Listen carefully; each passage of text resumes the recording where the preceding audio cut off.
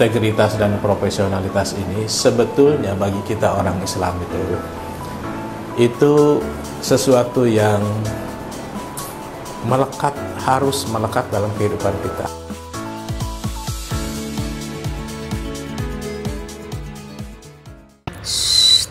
Bisik Kata. Halo Sobat Prima, selamat datang di Bisik Kata.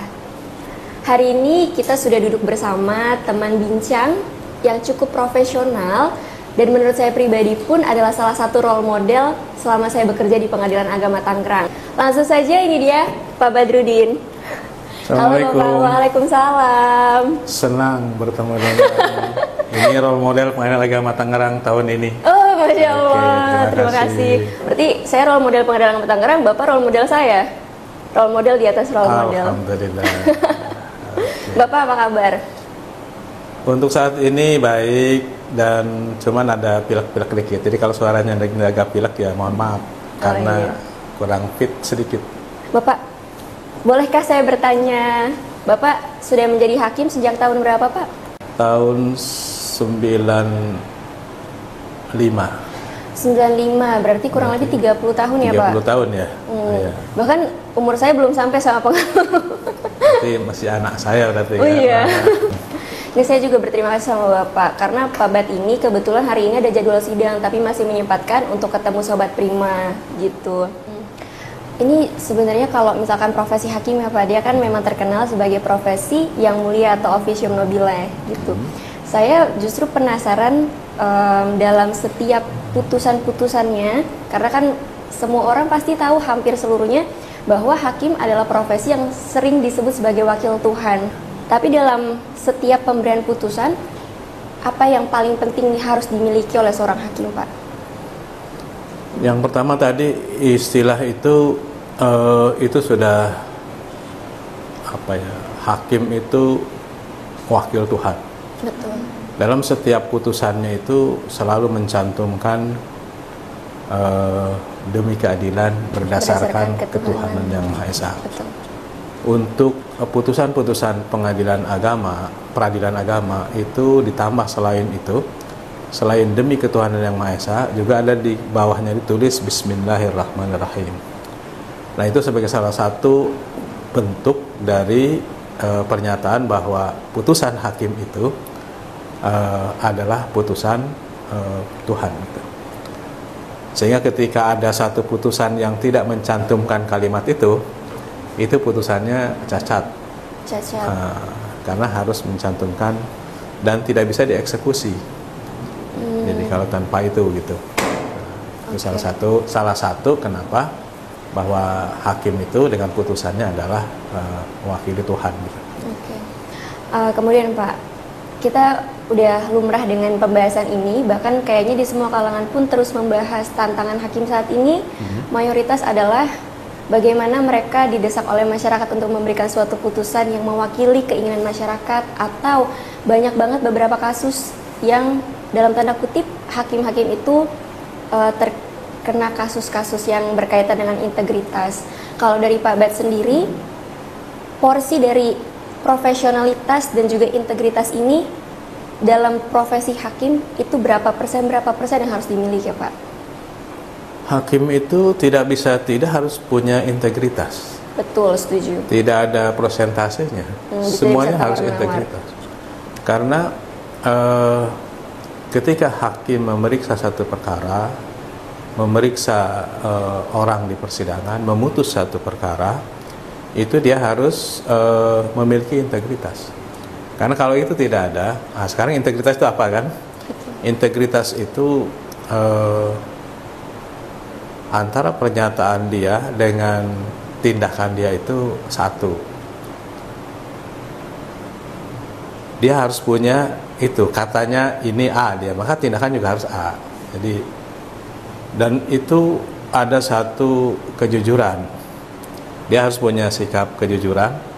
Dia harus punya kekuatan pengetahuan, kemudian kekuatan mental, sehingga putusan-putusannya itu berdasarkan kejujurannya, berdasarkan pengetahuannya, dan berdasarkan kekuatan mentalnya. Karena Karena hakim itu memang dia itu wakil Tuhan, tapi dia juga manusia. Nah, ketika dia sebagai manusia, di kanan kirinya banyak orang, apalagi di perjalanan juga dia bertemu banyak orang. Lalu ketika dia pulang ke rumahnya juga dengan bertemu dengan orang-orang banyak, maka gangguan, godaan, cacian itu pasti akan terdengar, dan itu tidak bisa dihindari. Karena itu tadi kejujuran dia, ketahanan mental dia, kemudian keyakinan dia akan apa yang dia akan putuskan itu harus mutlak, tidak bisa setengah-setengah. Nah, karena itu integritas tadi, keyakinan pada diri sendiri, keyakinan pada pengetahuannya, keyakinan kepada kekuatan dirinya itu mutlak. Nggak bisa hakim itu misalnya digertak sendiri saja, sedikit saja dia harus mundur. Betul. Atau misalnya tergoda dengan iming-iming, atau misalnya takut dengan caci maki. Kan kalau itu terjadi, putusannya bisa tergantung kepada orang yang berada di sekitarnya. Padahal dia itu wakil Tuhan yang harus menegakkan keadilan. Dan keadilan itu tidak selalu atas permintaan orang, dan tidak selalu atas bujuk rayu orang, tapi harus berdasarkan pengetahuan. Karena itu selain integritas tadi, ada juga profesional. Di profesional itu ada skill ya, dia harus mempunyai skill. Karena si hakim itu hakikatnya dia adalah sutradara ketika di ruang sidang. Sutradara di ruang sidang. Bagaimana ini pihak yang menggugat dengan pihak yang tergugat itu bisa dimanage sehingga tidak terjadi keributan, tidak terjadi kekacauan di ruang sidang. Itu harus ada skill. Ini kalau hakim tidak punya skill, orang dibiarkan berantem di depan ruang sidangnya, itu bisa kacau balau. Jadi kan yang itu pertama harus ada skillnya, harus punya kemampuan. Dan itu kalau sekarang sudah banyak buku yang ditulis untuk itu ya. Dulu masa saya agak sedikit itu skill mengatur bagaimana ruang sidang itu menjadi aman dan terkendali. Yang kedua ada knowledge itu apa? Pengetahuan. Ilmunya harus pengetahuan, harus punya pengetahuan. Kalau hakim tidak punya pengetahuan terkait apa yang akan dia putus, ya itu kan kacau. Yang ketiganya attitude-nya itu. Bahasanya attitude apa attitude? Attitude. Boleh Bapak attitude juga. Jadi profesionalitas itu unsur pokoknya ada skill. Skill, knowledge, attitude. Skill, knowledge, sama attitude. Pengetahuan, attitude. Nah, di attitude itu nanti knowledge dengan attitude ini nanti akan terkait erat dengan integritas tadi. Betul. Karena apa yang ada di ucapan harus sejalan dengan apa yang tindakan dan putusan yang diberikan ya Pak. Luar biasa ini Dwi, ini luar biasa. Nah, itu jadi profesional. Hakim harus profesional, tidak bisa tidak. Nah, kemudian tadi kok banyak? Nah, itu kan banyak. Itulah dia bahwa hakim itu manusia. Betul. Yang Pak. Manusia itu hidup di lingkungan masyarakat sekitar yang ada. Karena itu ada salah satu tokoh hukum itu menganjurkan hakim itu seharusnya hidup sendirian, kurung dalam satu karantina. Ketika dia memutus, jangan sampai bertemu dengan orang. Tapi kalau nggak bertemu dengan orang, bukannya nanti mempengaruhi pola pikir, Pak? Itu upaya supaya orang itu kan, kalau saya tidak setuju. Tidak terdistraksi dengan suara-suara. Malah hakim itu harus tahu realitas di masyarakat itu kayak apa. Betul. Karena ketika kita memutus itu banyak hal-hal yang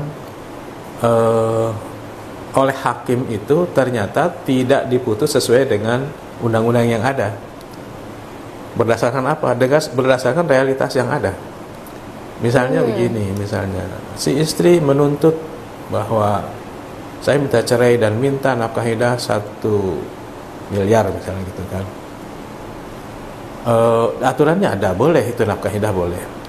Tapi ketika ternyata misalnya si istri ini yang duluan durhaka sama suaminya. Nah itu ada penilaian lain, ada pertimbangan lain.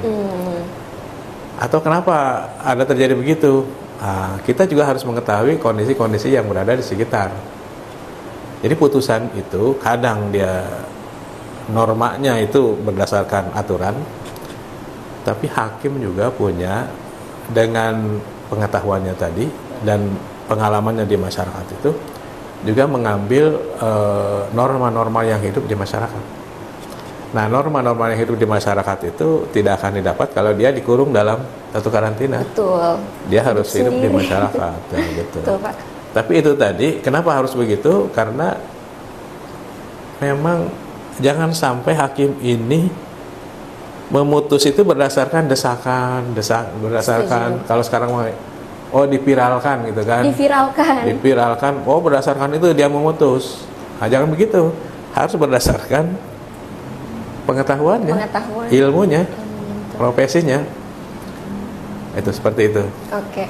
Ini mungkin juga menjawab pertanyaan sebagian besar masyarakat. Kenapa hakim kok seringkali memutus di bawah yang dituntut? Misalkan jaksa penuntut umum kalau di perkara umumnya Pak ya, penuntut sekian, terus majelis hakim sekian. Mungkin sudah dijawab oleh Pak Bat karena memang hakim itu punya pertimbangan sendiri berdasarkan profesionalitas atau keilmuannya. Yang tadi norma itu berbicara sekian, tapi ada pertimbangan-pertimbangan hukum yang dilihat selama proses persidangan tadi, gitu, dan juga perjalanan kasus ya Pak. Nah ini integritas dan profesionalitas ini sebetulnya bagi kita orang Islam itu sesuatu yang harus melekat dalam kehidupan kita. Apakah saya hakim atau bukan hakim, itu harus ada, dan Islam mengajarkan begitu. Kita itu diperintahkan oleh Tuhan itu untuk beribadah. Nah, pekerjaan kita itulah ibadah kita. Betul, setuju, jadi Pak. 8 jam kita berada di lingkungan kantor pengadilan agama itulah ibadah kita. Betul. Entah sebagai hakim, entah sebagai jurusita, entah sebagai PP, entah sebagai, pokoknya itu ibadah kita. Dan ketika kita melaksanakan ibadah, maka yakini bahwa Allah itu senantiasa melihat. Jadi bukan karena saya jujur itu bukan karena ada orang lain. Saya berlaku rajin bekerja itu bukan karena ada atasan saya. Tapi karena pekerjaan ini ibadah saya. Setuju Pak. Nah karena itu, jadi persoalan integritas, persoalan profesionalitas, itu sebetulnya persoalan yang terkait dengan kita sebagai orang yang beragama. Dan itu yang harusnya setiap orang pengadilan agama itu harusnya menjadi contoh bagi lingkungan peradilan yang lain, bahwa kitalah pelopor untuk hal-hal itu, kejujuran. Apalagi sekarang misalnya ada program SMAP, anti korupsi, anti penyuapan. Itu penyuapan itu dalam bahasa agama itu kan riswah, penyuapan ya. Itu tadi terkait dengan integritas. Jadi kalau kita punya integritas, kejujuran, akhlak, maka sesungguhnya pengawasan yang terjadi pada diri kita itu bukan pengawasan dari Ketua Pengadilan Agama Tangerang, tapi pengawasan dari Allah Subhanahu wa taala. Bahwa Allah itu konsep dasarnya, saya melaksanakan ini karena saya melihat Allah. Kalau ternyata saya tidak dapat melihat Allah, yakini pada diri saya bahwa pekerjaan saya ini dilihat oleh Allah. Ada catatannya. Ma labdin min qaulin illa ladaihi raqibun atid. Tidak ada satu ucapan pun yang keluar dari mulut dari mulut saya, illa ladaihi raqibun atid, kecuali dicatat tuh sama malaikat raqib dan atid. Dan itu ada pahala dan dosanya. Jadi persoalan integritas, persoalan profesionalitas, sesungguhnya bagi seorang muslim itu sudah menjadi habit gitu ya. Habit apa ya? Kebiasaan. Sudah melekat pada diri. Pada diri. Begitu. Oke. Ini Pak Bat super banget menurut saya. Saya tadi niatnya mau nanya Pak, kesan pesan Bapak atau mungkin ada pesan nggak untuk aparatur di masa mendatang, tapi tadi sudah terjawab menurut saya pun. Pesan yang paling mendalam hari ini, kita harus bekerja memang pada dasarnya karena Allah melihat kita gitu ya Pak. Bukan kita bekerja karena Allah. Karena Allah. Dan pekerjaan kita disaksikan oleh Allah. Gitu. Betul, setuju. Ini apalagi yang mau saya tanya Pak kalau udah kayak gini? Ya, apakah Allah perhatian sama kita? Kalau saya sedih, apakah Allah ada? Apakah ketika saya susah, apakah Allah ada? Ada. Nah, itu harus ada keyakinan seperti itu. Setuju Pak. Makanya dalam setiap perbuatan kita usahakan dari sekarang untuk Sobat Prima juga di rumah dimanapun bekerja atau dimanapun berada, ingat pesan dari Pak Bat bahwa Allah itu selalu ada melihat kita, perbuatan kita, dan meyakini bahwa apa yang kita lakukan itu dilihat oleh Allah gitu. Bapak, ini ada nggak closing statement? Gimana rasanya datang ke Bisik Kata? Luar biasa, luar biasa, amazing. Luar biasa. Amazing. Dan ini bagian dari bagian dari tugas kita, siapapun gitu ya, Betul. dimanapun, memberikan, menyebarkan hal-hal yang sifatnya positif. Setuju Pak. Tawasau bil haq, kita menyampaikan kebenaran. Dan kebenaran itu betapapun kecilnya, itu kita diperintahkan untuk menyebarkannya, menyampaikannya sama orang lain. Apalagi kalau misalnya berkenaan dengan pekerjaan kita. Dan yang kedua, kita memang diperintahkan untuk juga menyikapi setiap persoalan itu dengan kesabaran gitu ya. Karena itu bagi seorang muslim sebetulnya kondisi apapun itu mengundang datangnya pahala. Ketika dia dalam posisi yang diberikan nikmat oleh Tuhan, entah itu jabatan naik, entah itu statusnya ditinggikan, entah itu anugerah baru, lalu dia bersyukur, maka syukurnya itu, sikap syukurnya itu menjadi ladang dia mendapatkan pahala. Ketika dia berada dalam kesulitan, entah gajinya belum turun juga, entah yang lain belum sesuai dengan yang diimpikan, maka diperintahkan bersabar.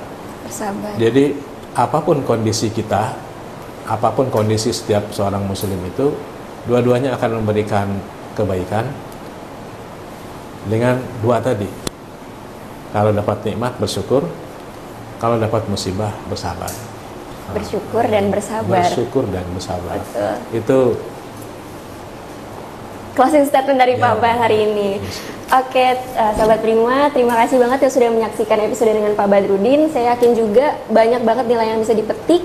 Dan ini menurut saya juga suasananya lagi mendung di sekarang. Jadi sangat amat terasa banget omongan-omongan yang disampaikan oleh Pak Badrudin, nasihat-nasihat yang beliau berikan. Terima kasih semuanya sudah menonton. Terima kasih Pak Badrudin sudah hadir. Ini dia Pak Badrudin. Terima kasih.